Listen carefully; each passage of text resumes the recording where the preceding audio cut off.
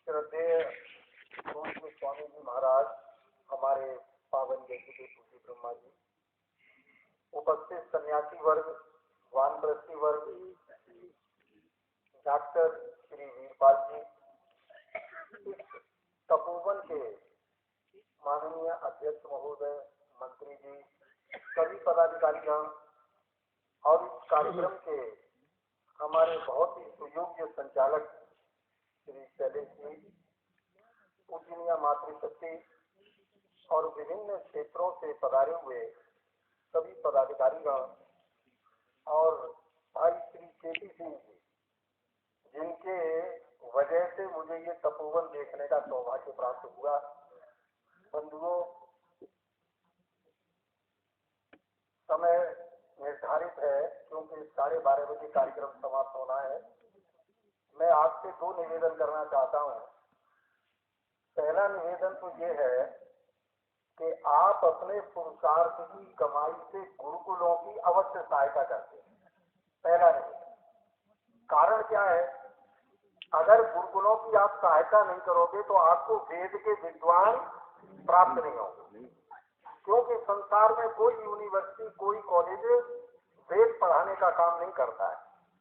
अगर वेद पढ़ाए जा रहे हैं, चाहे वो लड़कियों का गुरुकुल है और चाहे वो लड़कों का गुरुकुल है, तो अगर आपको महिला विद्वान वेद की चाहिए और पुरुष वेद के विद्वान चाहिए, तो निश्चित रूप से आपको अपने पुरुषार्थ की कमाई से गुरुकुलों की मदद करनी पड़ेगी। ये बात अलग है कि आप किस गुरुकुल को अच्छा समझते हैं, वहां मदद कीजिए, लेकिन वार्षिक जो आपकी आय है, आप ये बिल्कुल निश्चित कर लीजिए कि मुझे अपनी वार्षिक आय में से इतना धन तो गुरुकुलों को देना ही है।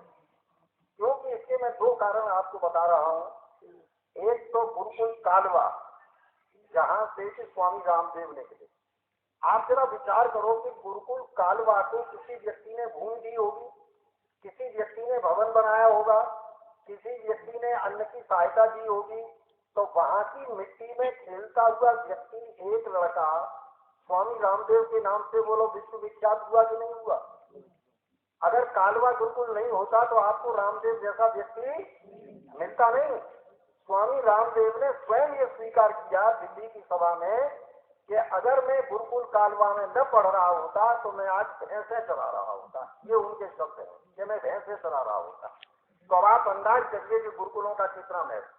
एक दूसरी चीज, अगर स्वामी गिरजानंद जी मथुरा के अंदर गुरुकुल न चला रहे होते, 10-12 विद्यार्थियों को वो भी पढ़ा रहे थे, अगर वो भी गुरुकुल न चला रहे होते और उन विद्यार्थियों को कोई अन्य की सहायता न कर रहा होता, तो क्या आपको ऋषि दयानंद मिलते?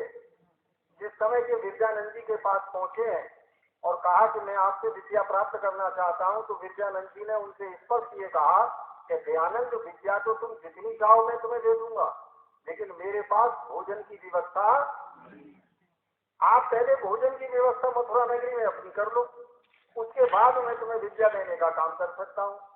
तो ऋषि दयानंद के जीवन चरित्र में आता है कि वो यमुना नदी के किनारे मंदिर में 3 दिन तक भूखे प्यासे बैठे रहे।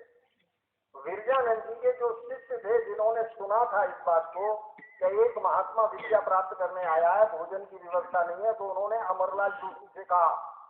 अमरलाल जोशी उस समय मथुरा के एक नागरिक थे। तो अमरलाल जोशी ने सुना कि एक सन्यासी विद्या प्राप्त करने चाहता है, भोजन की समस्या है। तो ब्रह्मचारियों ने उनका बता दिया था कि बहुत ही वरिष्ठ, सुंदर, स्वस्थ, लंबा तड़ंगा एक सन्यासी है। कहा कि अगर कहीं होगा तो मंदिर में ही होगा, सन्यासी और कहाँ हो सकता है। तो यमुना नदी के किनारे ढूंढते हुए अमरलाल जोशी ऋषि दयानंद के पास पहुंचे और उनसे कहा, संक्षेप में सुना रहा हूँ, कहा कि आप विद्या प्राप्त करना चाहते हैं, आपका नाम दयानंद है, कि हाँ मैं विद्या प्राप्त करना चाहता हूँ, कि आप जब तक विद्या प्राप्त करेंगे भोजन आपको मेरे घर से।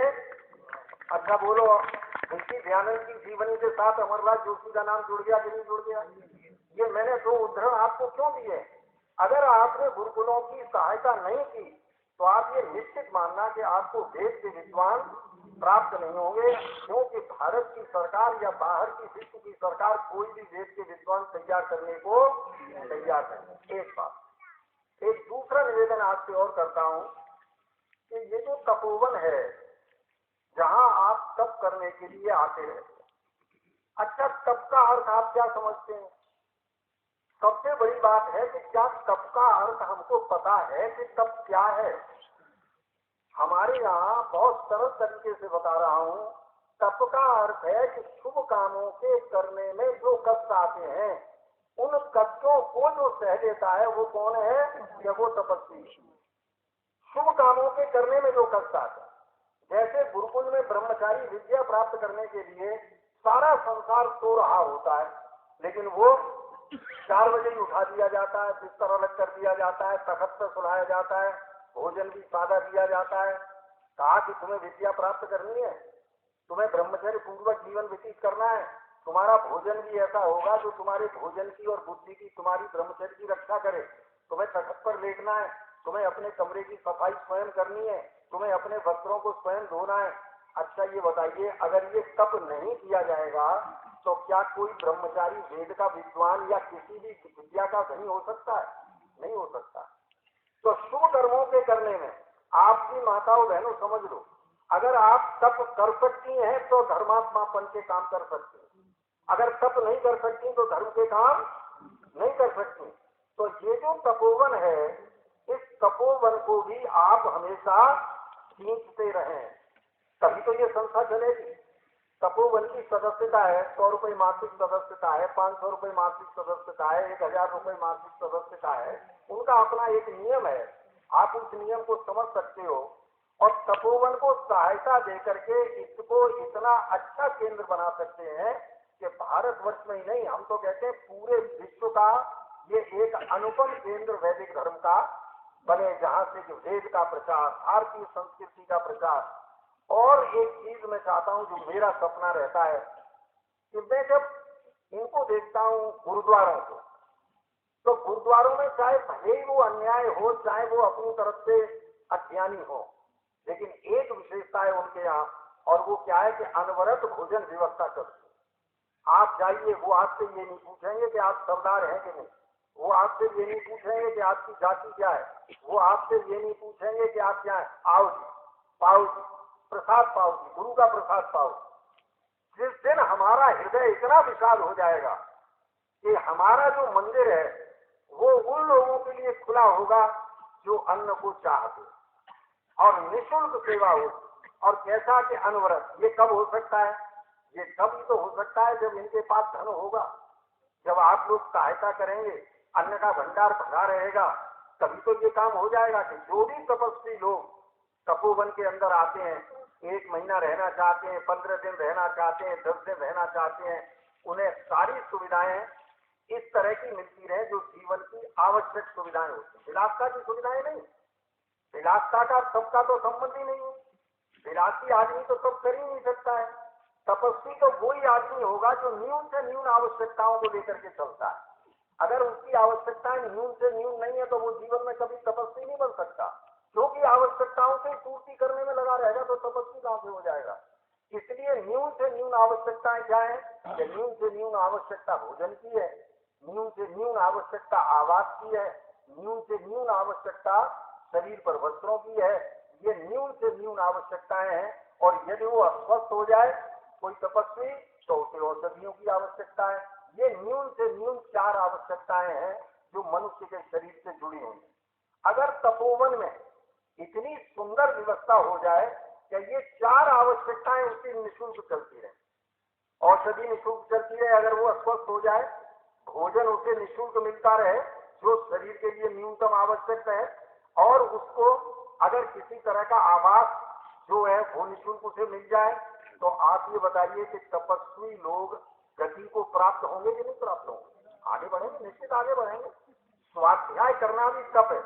कोई मान लीजिए सप्ताह भर आकर के सोचता है मैं वेद का स्वाध्याय यहीं कर पाऊंगा, घर पे नहीं कर पाता, मैं यहीं पर आकर के संध्या वगैरह की सब तप करूंगा, वो भी कर सकता है। लेकिन वैसे आप तप अपने घर पर भी रहते हुए कर सकते हैं, क्योंकि घर पर रहते हुए गृहस्थ जीवन में जो तप किया जाता है वो तो महान तप है। आज व्यक्ति गृहस्थ जीवन के महत्व को नहीं समझ रहा है।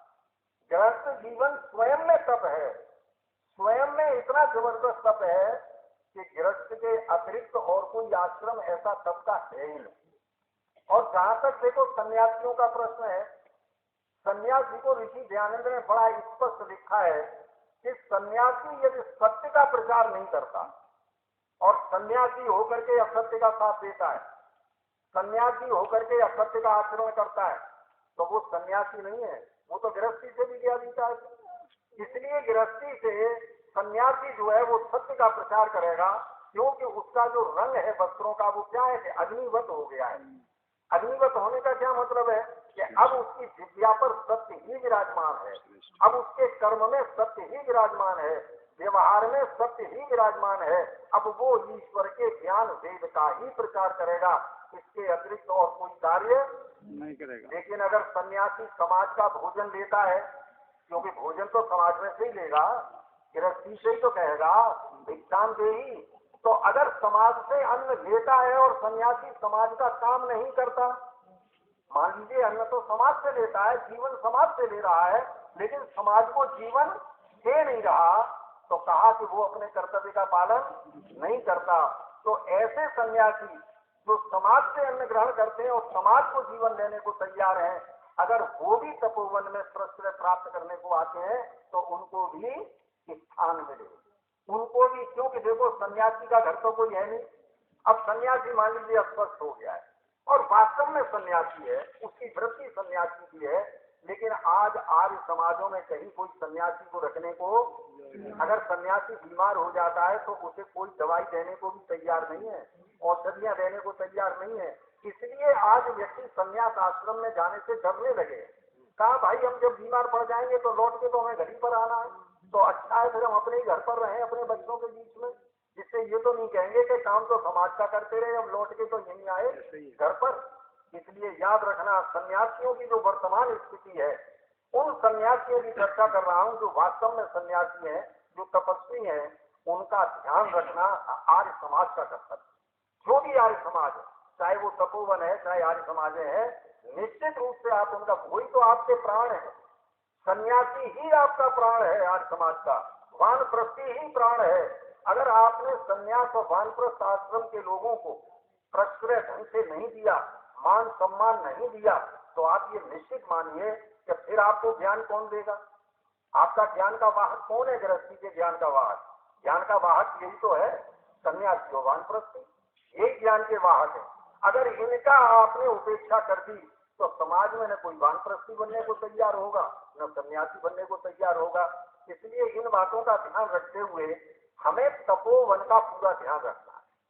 तपोवन को एक ऐसा केंद्र बनाना है, और मुझे बड़ी प्रसन्नता है, ये दूसरी बार मेरा आना हुआ है कि यहाँ के माननीय मंत्री जी, प्रधान जी और जो भी यहाँ की कार्यकारिणी प्रबंध करती है, बराबर तपोवन को आगे बढ़ाने में लगी हुई, इसमें कोई संदेह नहीं, तपोवन को आगे बढ़ाने में लगी हुई है। उनके सामने और भी प्रोजेक्ट हैं, समाज की सेवा के भी प्रोजेक्ट हैं, लेकिन सबके लिए धन की आवश्यकता पड़ती है।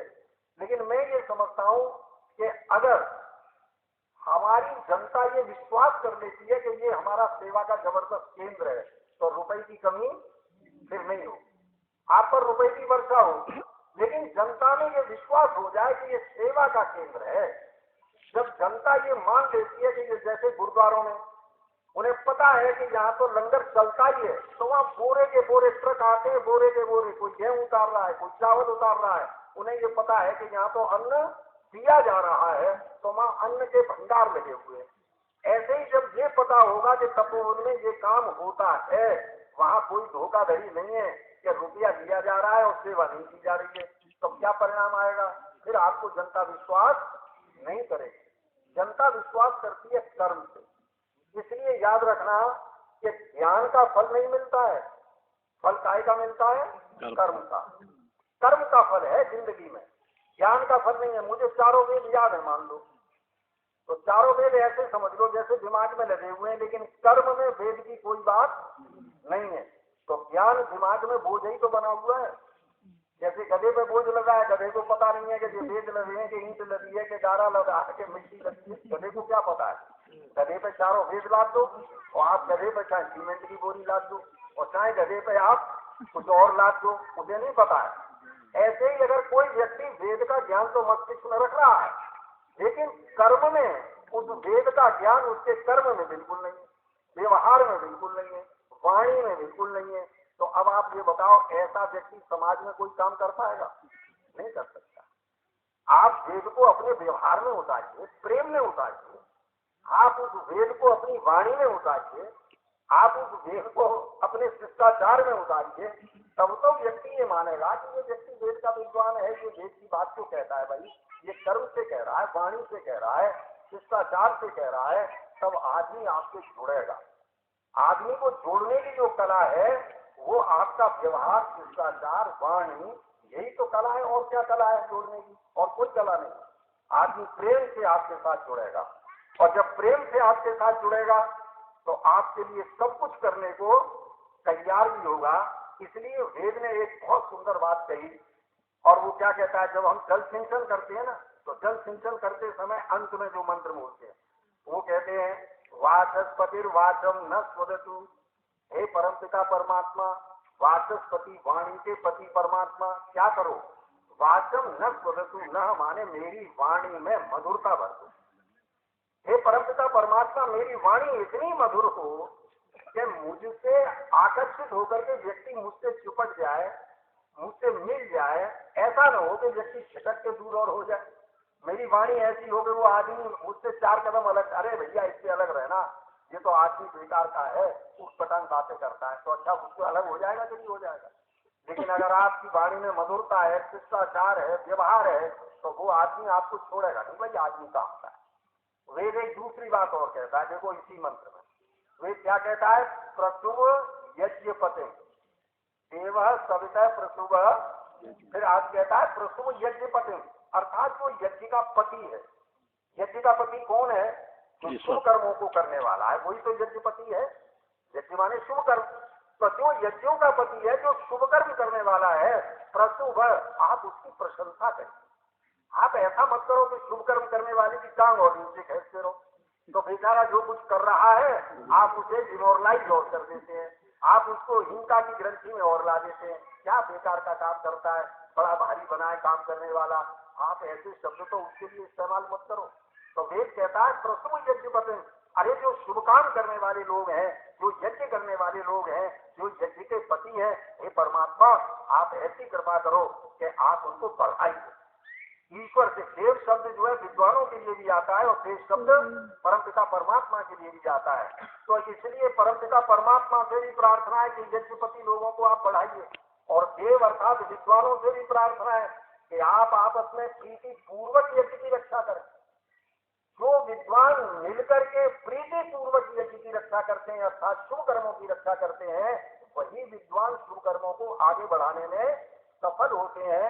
नहीं तो विद्वान शुभ कर्मों को आगे नहीं बढ़ा सकते। आज हम लोग आपस में, जैसा कि कभी कभी सुनने को मिलता है कि आर्य लोग आपस में द्वेष करते रहते हैं। अच्छा ये बताओ, आप लोग वेद के विद्वान हो, और वेद के विद्वान होकर के आपस में द्वेष कर रहे हो, तो फिर आप क्या समझाओगे जनता को? जनता ने एक बार मुझसे प्रश्न किए, लोगों ने कहा कि ये बताओ उमेश जी, कि जब वेद के ही विद्वान लड़ रहे हैं और हमसे जो कहते हो कि वेद शांति स्थापित करेगा विश्व में, वेद का ज्ञान और प्रचार विश्व के अंदर शांति स्थापित करने वाला बनेगा, और जो वेद के जानने वाले तो सब लड़ रहे हैं, तो शांति कहाँ स्थापित हो रही है? इसलिए तुम्हारा प्रचार गलत है, वेद शांति नहीं दे सकता। अब आपके पास इसका कोई जवाब है? क्या कहेंगे उसके जवाब में? क्योंकि वो हमारी लड़ाइयों को देखता है, हमारे शब्दों को, कट शब्दों को देखता है, हमारे संगठनों को देख रहा है। इसलिए वेद कहता है प्रसुभ यज्ञ पतन। अरे जो शुभ काम करने वाले लोग हैं, और विद्वानों से वेद कहता है कि हे विद्वानों, तुम प्रीति पूर्वक मिलकर के संसार के कार्यों को करो। इन शब्दों के साथ हमारा दिया हुआ समय बिल्कुल समाप्त है। 1 मिनट शेष है, वो भी मैं छोड़ रहा हूँ, क्योंकि 1 मिनट में और कुछ बात नहीं हो सकती, तो 1 मिनट का मैं दाम दे रहा हूँ।